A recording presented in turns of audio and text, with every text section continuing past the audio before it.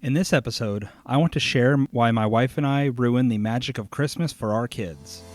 You're listening to Onward in the Faith with Ray Burns. Ray is dedicated to equipping Christians to understand why they believe what they believe so that they can keep moving onward in their faith toward maturity in Christ. If you'd like to support this ministry financially, visit patreon.com/onwardinthefaith. Don't forget to subscribe to the podcast and leave a review. And make sure you visit onwardinthefaith.com where you can read hundreds of articles about every area of the Christian life. Now here's Ray with today's topic. In America, and I imagine in other parts of the world, Santa Claus has become kind of a classic part of childhood. You grow up being told that there is this being who will reward good behavior with gifts and punish bad behavior with coal. Children are told to be mindful of what they are doing because someone's always watching, and every year they look forward to this wonderful person giving them this, one magical day where they get to open gifts and be with family and things like that. Now, as kids get older, of course, we expect them to basically grow up. We want them to stop believing in something so clearly ridiculous as Santa Claus, and we would, laugh and mock a 20-year-old adult who would still say that Santa Claus is real. Now, as followers of Christ, my wife and I, as I've explained, try to always think about the decisions we make as parents in the context of what kind of adults we are creating. We think about the worldview we are promoting and really the precedent that we are giving them as they grow up into a world and rely on us to teach them the difference between truth and falsehood. And so I know that Santa Claus is kind of a contentious topic in Christianity itself. Some people say, if you teach your kids Santa Claus, then you're just going to, destine them for hell, and, it's blasphemous and things like that. And other parents would say that, Santa is harmless. And as I go into my 4 reasons why my wife and I don't do Santa Claus with our kids, no matter their age, I want to, of course, just preface this by saying that if you do Santa Claus with your kids, I have 0 issues with you. I hope that you will at least listen to this and consider some of the wisdom and the reasons for why we don't do it, and make sure that at the very least you've kind of thought it through. But, if you listen to this and at the end you say, no, we're still going to do Santa Claus, that's totally fine. I would not look down on you. I would not question your salvation or your love of God or even your love of your children. I realize that there are valid reasons that believers have for teaching their kids about Santa Claus, but all I'm going to present are just some things that perhaps are worth considering, maybe things people haven't thought about. And at the end, I just want you to see another way you can apply my episode on the number one question my wife and I ask ourselves, and see how that kind of plays out in something as kid-focused as Santa Claus during Christmas time. Now, the first reason why we don't do Santa Claus, and this, for most Christians who don't do Santa Claus, is probably the number one reason, and that is that, as I said at the beginning, kids are expected to grow up and stop believing in this good, benevolent, supernatural being that they only believed in because they were told to. And, as you kind of think about that description, we can realize that what we teach about Santa and what we teach our kids about God can often be very similar things. They both give gifts. They are the reason that we want to do good or to behave. And they both have a kind of supernatural capability to do things that a normal human being could not do. Now, of course, God is all-encompassing in his supernatural capabilities. But, Santa can mass-produce gifts. He can always know what we're doing. He can deliver gifts to millions of kids all around the world in a single night. And, these things all defy what we understand for our own existence, because we don't know what it's like to know what someone's doing at all times. We don't know how it is to be all good or to be able to be in all places either at once or within a rapid span of time. And so we tell our kids that, this is possible. We tell our kids that, there is a person who's always watching your behavior. They are waiting to reward or punish you when a certain time comes. We tell them that this being is able to be all places at once and to really just perform the impossible. And of course, we tell our kids, if you want something, tell this person about it. Make your request known to them so that they know what to give you. And you should, to a degree, trust that if they think you deserve it, you will get it, because they are capable of giving you anything. Now, as I describe that person, am I describing Santa or am I describing God? And in the mind of a child who is growing and trying to understand what is true, what is false, those two lines can become very blurred, because with either case, what we're telling our kids is, look, I know it's hard to understand, and you can't necessarily see a reason to believe this, but I'm telling you that it's true, and so you should believe it. But then, again, as our kids grow older, we absolutely expect them and even tell them, look, it's time to grow up. You can't keep believing in a fairy tale. Okay, it was fun when you were young. It was a way to get you to behave. It was a way to get you excited and to believe in something bigger. But now it's time to grow up.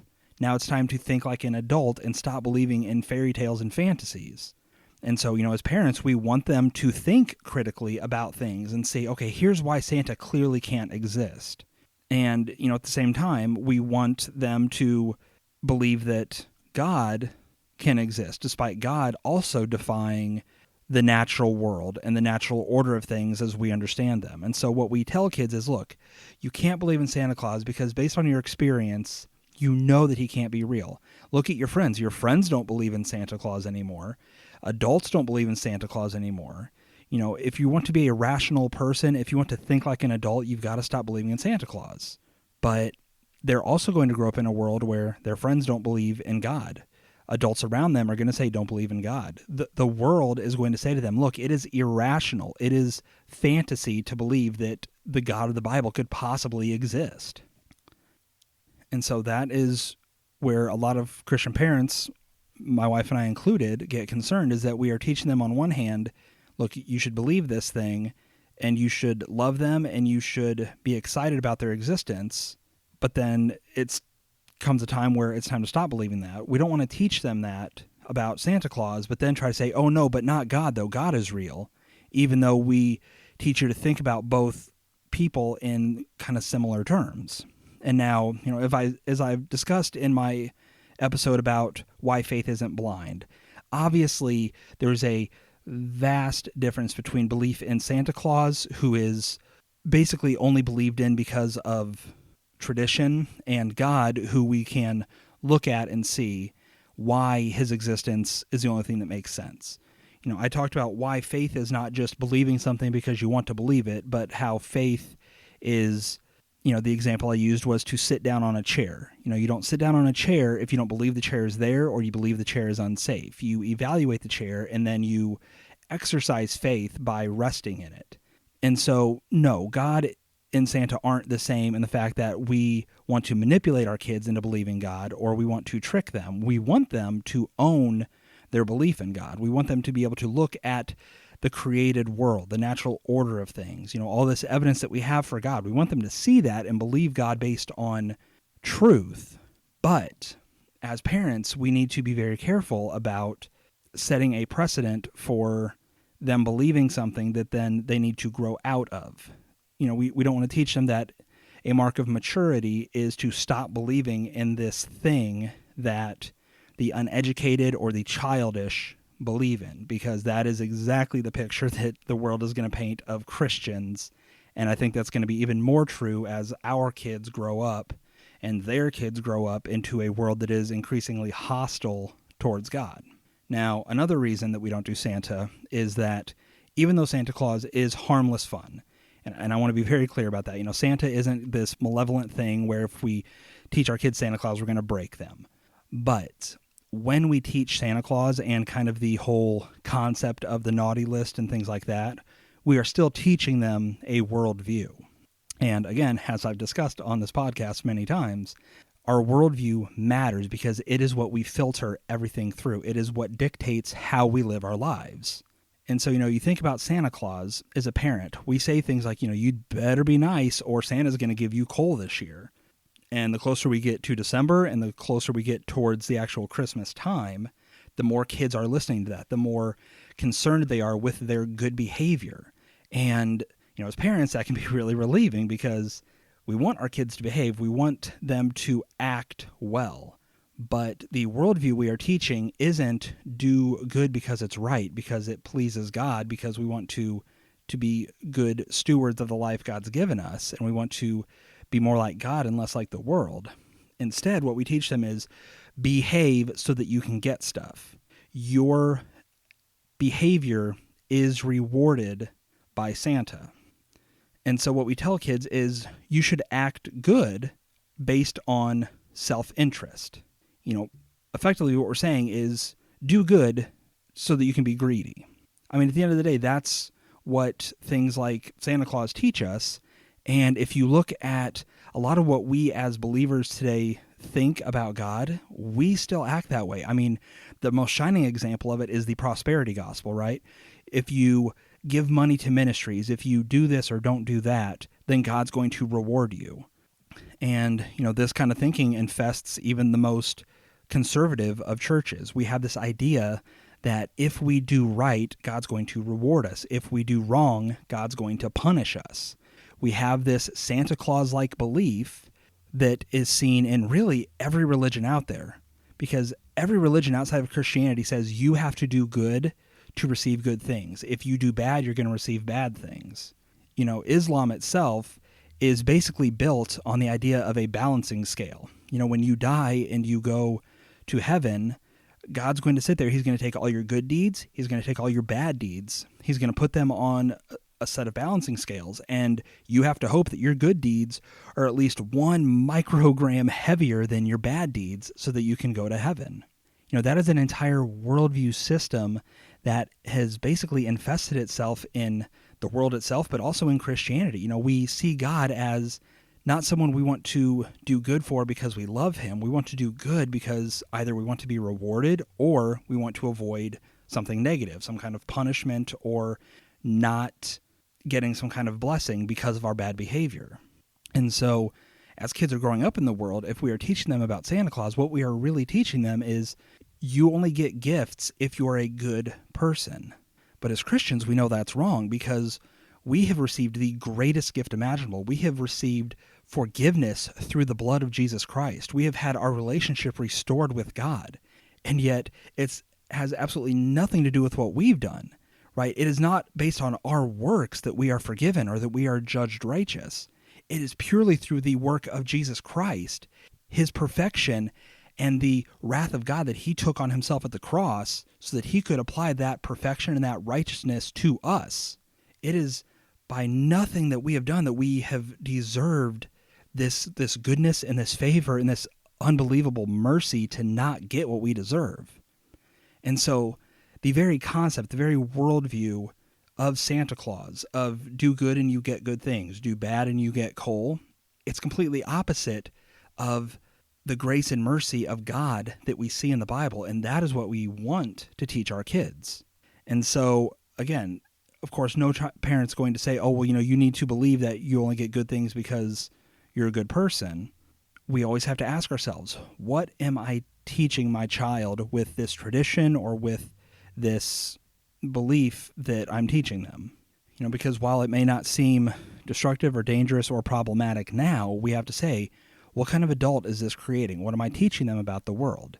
And again, for my wife and I, we don't want to teach our kids that the good things they get are based on their behavior or the punishments they get are based on their behavior.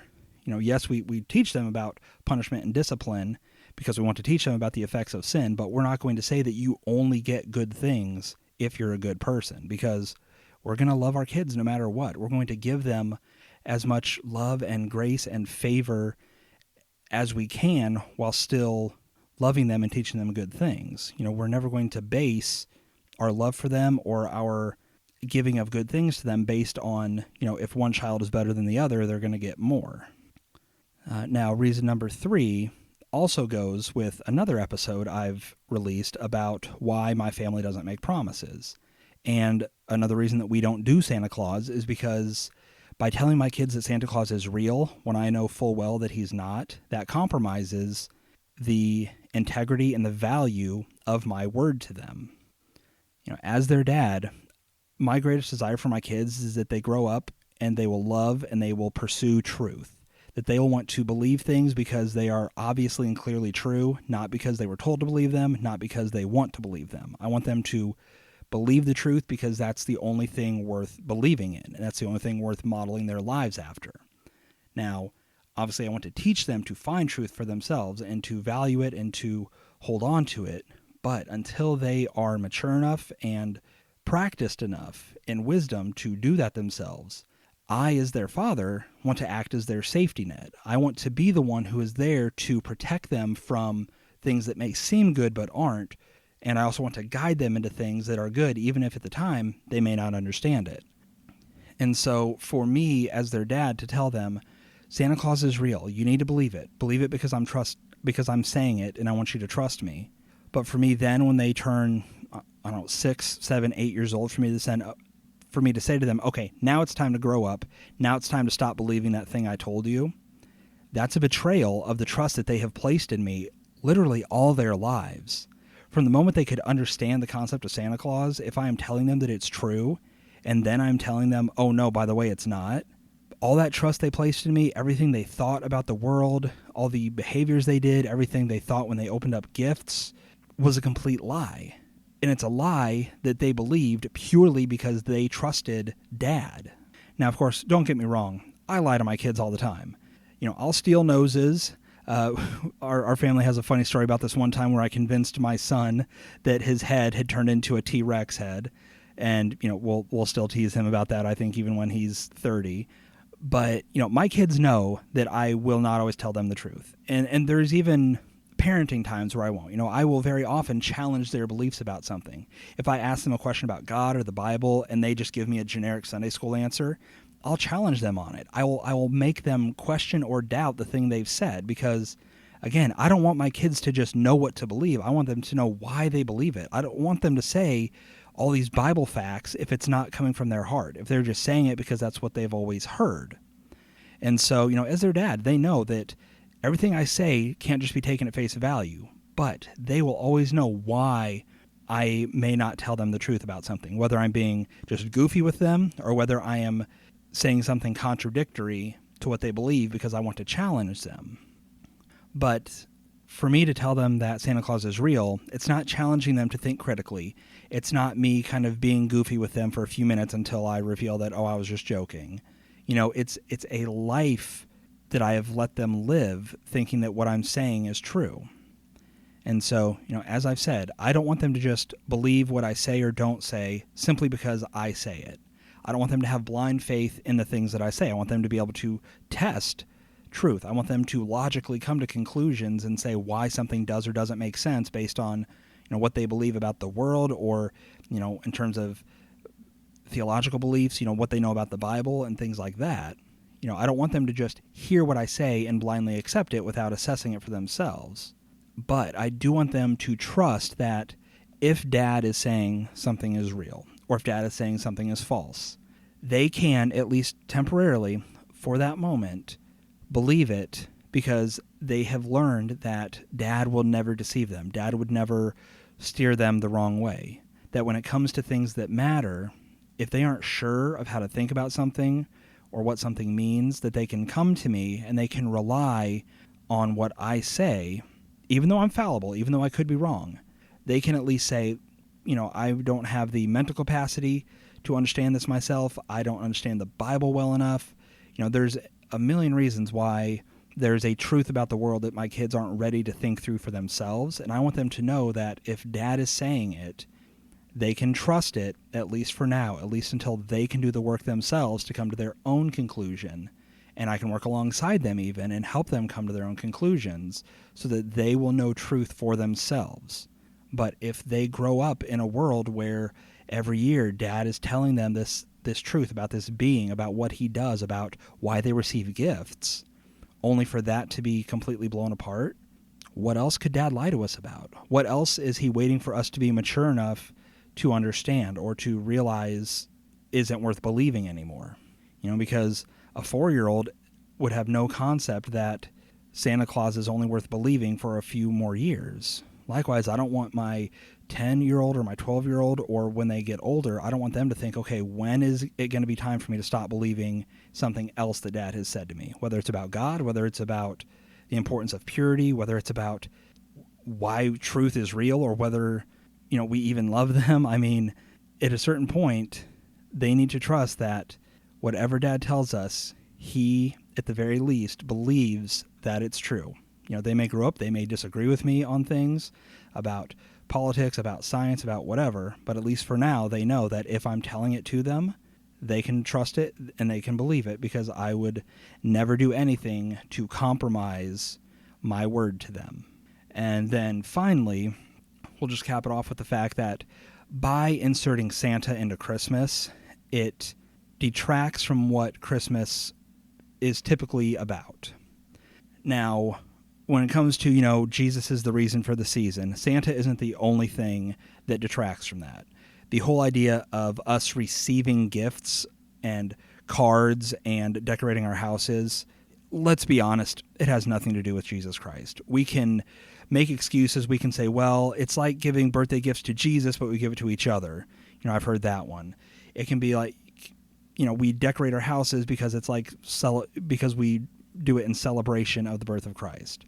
Let's just be honest and say that no, we don't do it like that. We decorate our houses. We love the Christmas lights. We do the gift thing.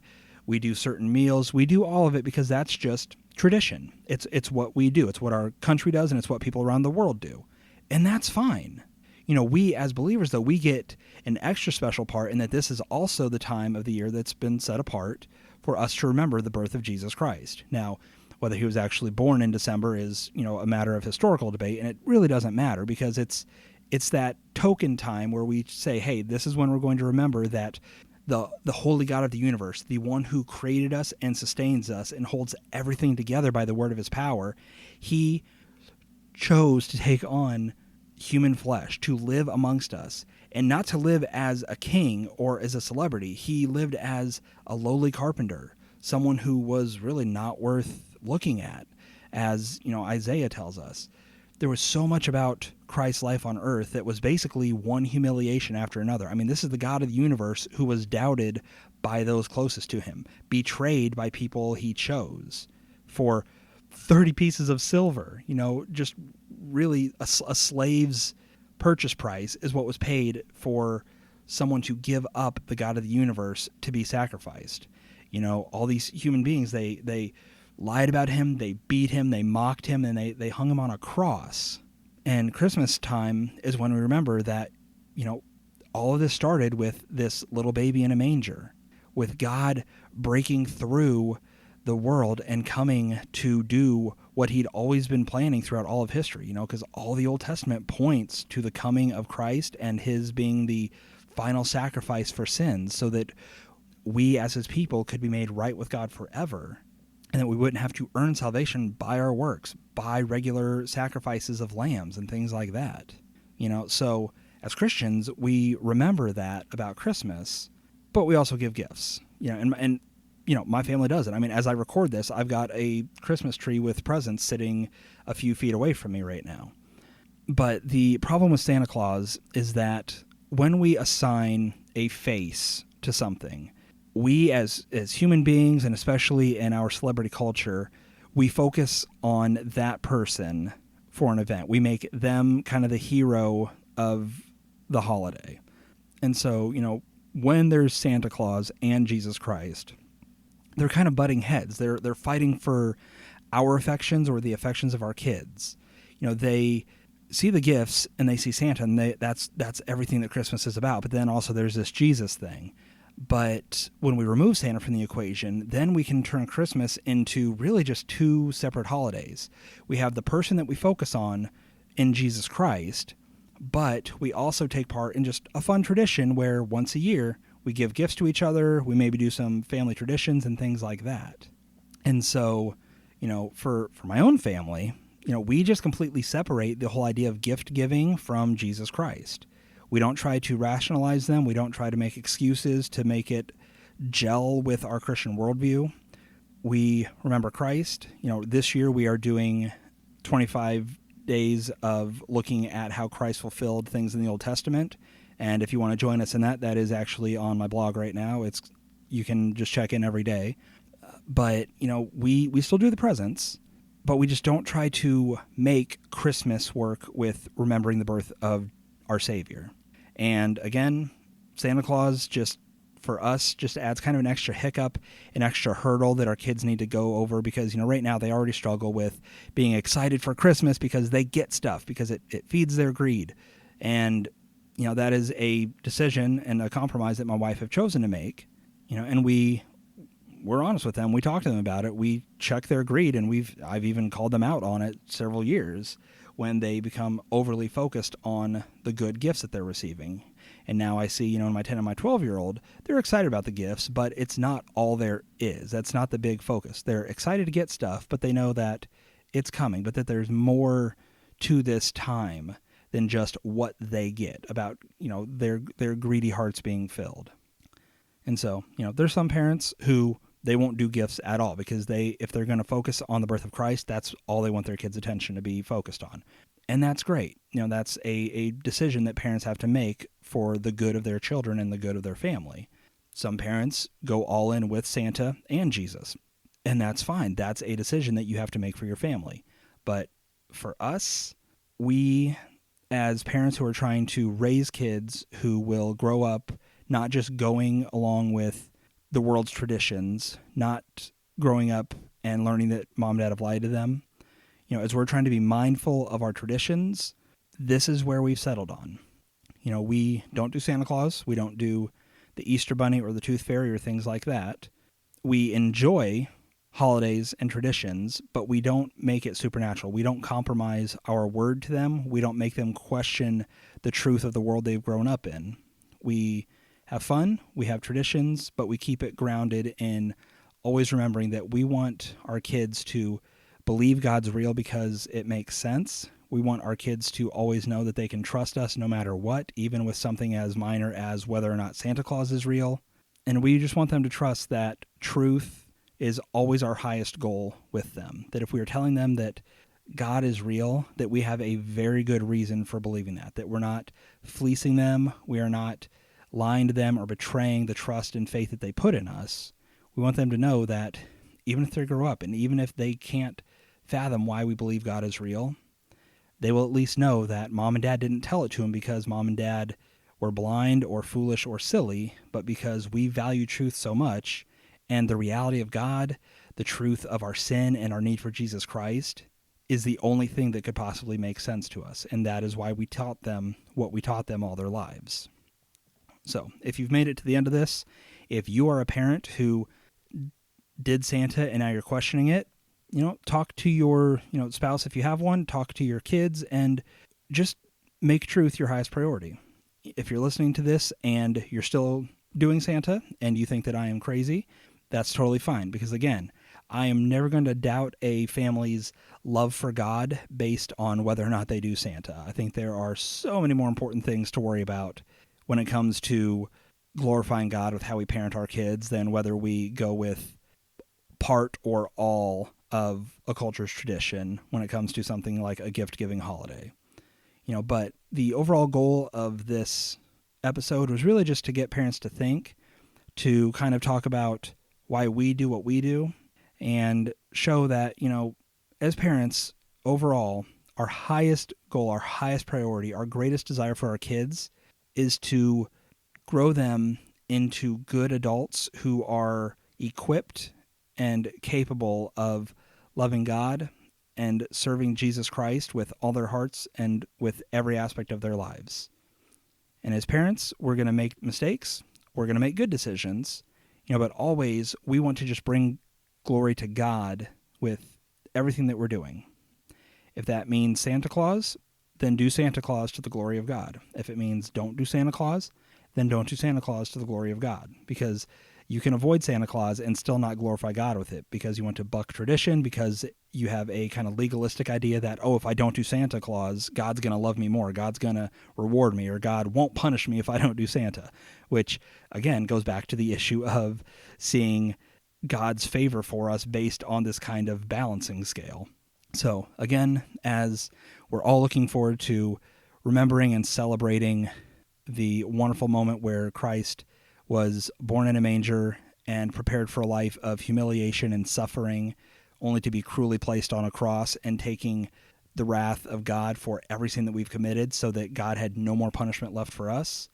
Let's just make sure whatever we do, whatever choices we make, whatever discussions we have with our kids or with our friends at church or our family, let's just always make sure that we are doing nothing more and nothing less than always looking to glorify God.